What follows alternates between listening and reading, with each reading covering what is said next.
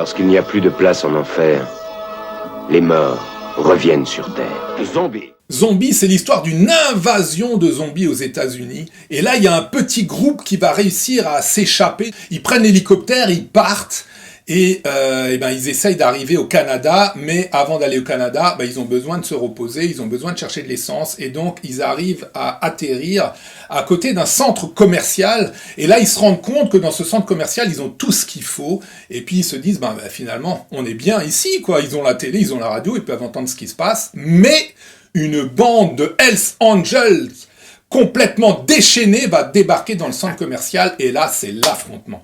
Alors Charles, c'est réalisé par qui ? Alors c'est réalisé par le maître, avec Lucio Fulci, on va dire, des films de zombies, George A. Romero, qui nous a quittés il y a quelques années, avec qui j'avais des contacts via Facebook. Waouh, super. C'était très très très sympathique en plus, air jovial, et qui a révolutionné le cinéma quelques années avant, avec La Nuit des Morts Vivants, The Night of the Living Dead, premier film de zombies, on va dire de zombies, de nouveaux zombies, puisqu'il y a eu Vaudou de Jacques Tourneur, il y a déjà Bela Lugosi avait fait dans les années 30, mais là c'est vraiment le premier film, un film en noir et blanc, traité comme une espèce de reportage, un peu comme Orson Welles qui faisait la guerre du monde à l'invasion à la radio, et qui est d'une efficacité totale avec un budget de misère. Et donc quelques années après, Romero va réaliser donc ce film zombie qui reste avec la nuit des morts vivants son chef-d'œuvre. Oui, bien sûr, ouais. Par la suite, il réalisera d'autres films, beaucoup de films de zombies, plus ou moins réussis. Alors, on va passer sur Le Jour des Morts Vivants. Martin fera aussi des films plus hollywoodiens, avec des moyens, comme Incident de parcours, très intéressant, un handicapé qui est soigné, entre guillemets, par un singe qui va le dominer, c'est très original, trucage étonnant. La part des ténèbres, qui est un film d'après Stephen King, où un écrivain se trouve, prisonnier de son personnage assassin. Et puis les sketchs de Creepshow, très très très réussis. C'est un réalisateur passionnant et passionné. Et je vois Zombie, film de George A. Romero, réalisé par Dario Argento. Qu'est-ce que c'est que cette histoire ? En fait, Romero voulait tourner la suite de La Nuit des Morts Vivants. Et à ce moment-là, Argento venait aux États-Unis pour promouvoir son film Suspiria, et on lui a présenté Romero.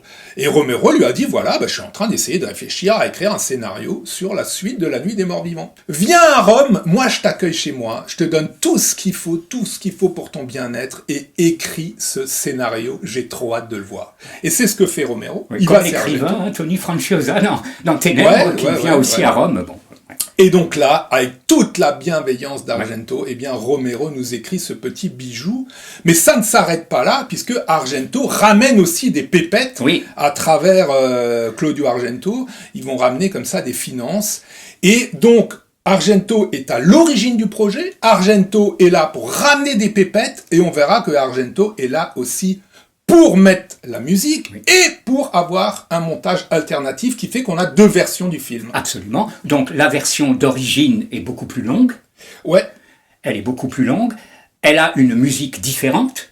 Ouais. Totalement différente. C'est des utilisations de thèmes plus ou moins anciens. Ce que Romero avait déjà fait avec La Nuit des Morts Vivants, où il prenait des musiques, des productions universales, des années 50, Tarantula, etc. Ouais. Oui. Et là, naturellement, c'est la partie faible du film. La musique. Moi, déjà, dans La Nuit des Morts Vivants, je trouve que c'est un film qui est très austère, et je trouve que c'est dû en partie à la musique, et malheureusement, j'ai pas compris Romero. Bon, Romero, il faut savoir que je suis pas un fan de sa filmographie absolue, les autres films qu'il a fait sont en général assez austères, et malgré ce talent qu'il a, cet œil qu'il a, et cette percussion qu'il a dans la réalisation, la bande-son, elle est des fois un peu au niveau de la musique, ce choix du musical est très bizarre. Absolument. Et là, dans Zombie, on comprend pas.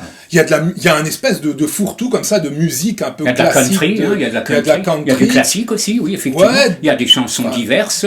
Des musiques classiques, des films d'horreur d'avant, et puis surtout, il y a une espèce comme ça de touche comique qui marche pas du tout. Non. Alors que le film a de l'humour, et ça marche dans le film. Oui, les petits traits d'humour sont sympas. Donc ça, c'est le premier changement, c'est donc la durée, et le deuxième changement, c'est la musique de la version européenne, on va l'appeler comme ça, les Goblins. Oui, bah on vous le dit tout de suite, si vous avez un choix à faire. Il y en a qui disent il faut voir la version européenne, la version... Non, la version américaine est intéressante. Oui.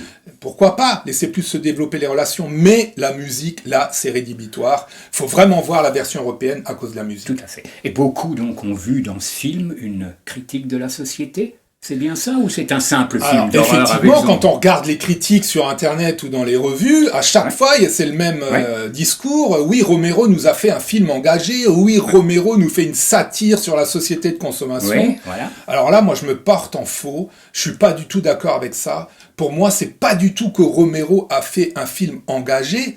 C'est que Romero ne se place dès le départ pas dans le politiquement correct. C'est-à-dire que contrairement aux autres films hollywoodiens, Romero, lui, dès le départ, il a dit « Moi, je serai jamais aux ordres d'un producteur d'Hollywood. J'ai envie de faire les films que j'ai envie de faire, et donc pour ça, c'est moi qui les produirai. » Et d'ailleurs, il a un producteur, Richard Rubinstein, qui est vraiment sur la même longueur d'onde que lui, et avec très peu de moyens, il arrive à faire ce qu'il a envie de faire, et il nous montre des films qui pour lui sont des films qui reflètent simplement la société. C'est pas l'histoire d'être engagé, c'est l'histoire qu'il a envie de montrer la réalité telle qu'elle est. Absolument. C'est pour ça qu'il a des films, Charles, qui effectivement des fois ressemblent un peu à des documentaires, parce que ce sont des films très réalistes. Oui. Et là, Charles, on va parler du casting, on va parler de la distribution. Oui, alors ne vous attendez pas à voir des stars ou des acteurs connus. En fait, il y a 4 personnages principaux, on peut dire, un couple, un noir et un autre homme. Voilà. Alors, le noir, c'est Ken Foree. Ça ne vous dit pas grand-chose, il est remarquable. Oui, justement par rapport à ça, une petite anecdote, Charles. Oui. On lui a demandé, encore une fois, les gens, il a voulu faire du politiquement incorrect, il a mis un noir en héros. Oui. Donc on lui a demandé, pourquoi vous avez mis un noir en héros? Tu sais ce qu'il a répondu? Non, dis-moi. Parce que c'est celui qui joue le mieux. Oui. Voilà, ça c'est tout Excellente Romero. réponse. Voilà, point barre, il joue le mieux, c'est le héros. Absolument, absolument. Donc Ken Foree, David Ames, bon, c'est pas des gens connus et qui n'ont pas fait de carrière, parce qu'on a des acteurs noirs remarquables qui ont fait de belles carrières, c'est pas le cas. Il y a quand même un acteur connu, alors il n'a pas un grand rôle, mais il a un rôle important, et on s'en souvient, c'est Tom Savini, le créateur des effets spéciaux, qu'on voit aussi dans Maniac de William Lustig, et on l'oublie pas, lui. On peut pas l'oublier avec ses cheveux longs et sa longue moustache. Extraordinaire. À chaque fois qu'on le voit dans un film, je pense à Une nuit en enfer, il marque, il a une stature, voilà. Ouais, il marque tous ses films, effectivement. Donc la distribution est bonne, hein. Ouais, la distribution fonctionne. Je crois que tu m'as dit qu'il a découvert certains acteurs dans un restaurant. Alors oui, effectivement, là, il y a 2 des acteurs principaux. Il est allé manger dans un restaurant, il a repéré quelqu'un, il lui a dit tiens, toi t'as une gueule à faire du cinéma, ça te dit de faire un film, ok, hop, c'est bon. Et puis tout d'un coup, il y a le chef cuisinier qui débarque, et il lui dit tiens, t'as une gueule à faire du cinéma, hop, c'est bon. Et le chef du cuisinier, et puis le gars, il se retrouve à avoir 2 des rôles principaux dans le film. Donc c'est quand même extraordinaire. Dis donc, vous trouvez du travail en traversant la rue, comme dirait Macron. Voilà, là c'est l'anti-Macron. Là. Oui, absolument. Alors Charles, encore une fois, il y a un truc qui est complètement incroyable dans ce film, c'est son budget. Oui. Alors quand on voit ce film-là, on se dit mais purée, il y a hélicoptère, centre commercial à gogo, ça se passe dans un studio de télé, ça se passe à un moment, il y a des effets spéciaux. Et un nombre incroyable de zombies, hein. Il y a 2 ou 3. Il doit y avoir 200 zombies, on se dit mais ce film il a coûté $100 millions. Oui. Et Charles, ce film, il a coûté $600 000. Oui, le prix d'un vidéoclip. Hein. Ouais, et là, on parlait de la distribution, faut savoir que généralement dans les films américains, qu'est-ce qui coûte le plus cher? C'est de payer les acteurs, parce que forcément, quand t'as des stars, ils veulent des pépettes. Sur un film à 100 millions, on peut dire que les stars, ils en ramassent 20 facile, quoi. Voire plus. Voire plus.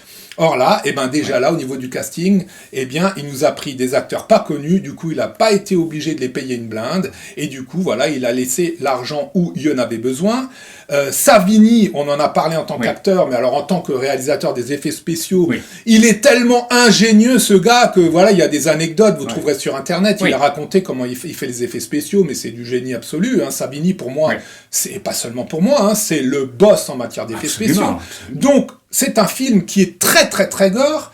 Par contre, c'est un film qui n'est pas, c'est pas un film qui est sadique, c'est pas un film qui est repoussant dans le gore. Et il y a de l'humour. Et en plus, il y a de l'humour. On n'est pas, parce que chez Full Ship, on a fait l'au-delà, il n'y a pas beaucoup d'humour. Non, il n'y en a pas. Non, il n'y en a pas. Voilà, autant Fulci se faisait un malin plaisir à faire durer les scènes d'horreur.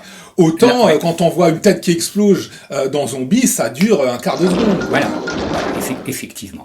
Et Et il y a un rythme peut-être plus marquant dans la version européenne. Oui, parce que Argento a pris le choix de dire, voilà, c'est un film qui est un film de spectacle. Et effectivement, les relations entre les personnages, on va laisser ça un peu de côté. Et donc, du coup, musique super dynamique des Goblins.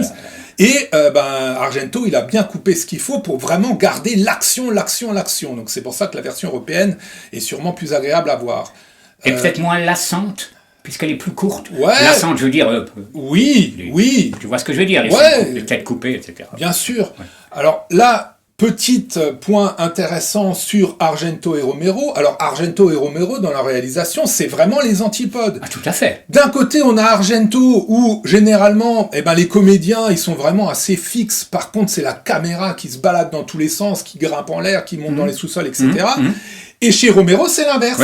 On a une caméra qui est toujours fixe, mais alors, qu'est-ce que ça bouge à l'intérieur du plan? Qu'est-ce que ça crie? Qu'est-ce que ça hurle? Et qu'est-ce que c'est dynamique dans l'image?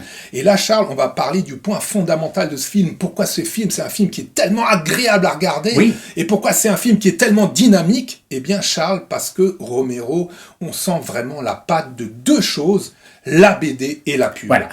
On dirait que c'est une BD adapté à l'image. Totalement. Au cinéma, effectivement. Totalement. Ce qui était d'ailleurs déjà le cas de certains gialli. Je rappelle que le giallo était adapté de petits livres jaunes, mais pas des bandes dessinées, des romans. Et là, c'est sûr, et on retrouvera ça dans Creepshow. Oui, parce que vraiment, cette force de Romero, c'est la force d'impact des BD. Dans les BD, en 3-4 images, il faut faire passer un message. Donc, tous les plans sont très... on a vraiment une impression, on a des lignes de fuite, on a vraiment une impression de mouvement, et c'est des plans qui, en très peu de plans, veulent dire beaucoup. Ce qu'on retrouve aussi dans la pub, et Romero, ça a aussi été un réalisateur de pub, et j'ai vu quelques-unes de ses pubs, mais c'est complètement savoureux. Il nous a fait des films de science-fiction pour présenter de la lessive, quoi. Donc c'est absolument génial. Et donc toute cette force d'impact, tout ce découpage, et tout ce montage, et tous ces plans hyper dynamiques, moi je pense ces plans où on voit ces mains de zombies qui débarquent comme ça de nulle part, c'est hyper impressionnant, et ben tout ça, ça vient de la BD. D'ailleurs Charles, il suffit de voir pour ça la jaquette du film, avec ces créatures là comme ça, ces zombies qui font peur, ça vient vraiment de la BD, ce zombie avec cette typo typiquement BD, et pour moi c'est vraiment une grande force du film. Il a bien fait partie de la collection des René Château, que les films que vous ne verrez jamais. Et quelle belle collection. Oui, mais pour ça justement, alors il y a un truc vraiment que je vous conseille, c'est les bandes annonces René Château de ces films-là. Remarquable. Et alors là, on voit encore une fois la différence entre la bande-annonce européenne et la bande-annonce américaine pour Zombie. La bande-annonce européenne a utilisé tous ces plans dynamiques et c'est un plaisir de dingue.